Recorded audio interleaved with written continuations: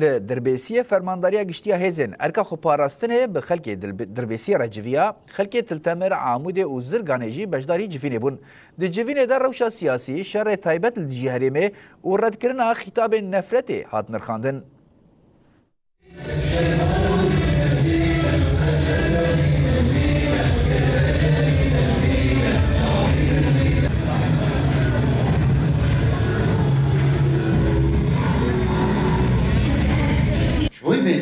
gerek ki em xwarrixistin bikin ku em bikarbin vîna bisekin bê xeteriya wan. Hemû muessesatên şerê taybetê ku li ser me dixebitin em wana vala derbixin. Eksî wîna gerek ki em bi çanda xwe bandor bikin.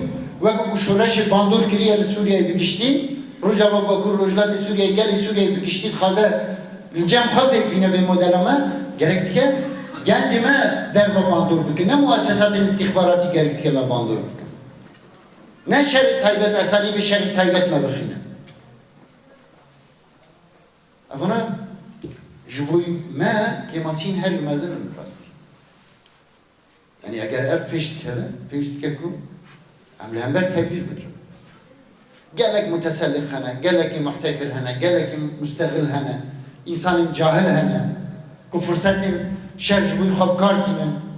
Dibin adat dikevin desin dijmin da kartin ve ditin ku me gelek mit girtin gelek kesin ku bi dijmin rekhabetin el mukabil van tiştana da ali kedina ahlaki da ali kedina muhaddirat da ali tehdit da teslim dijmin bune mesela gelek tiştin diren gider ketin. Bana çava ne karbon tedbir avina bikirin.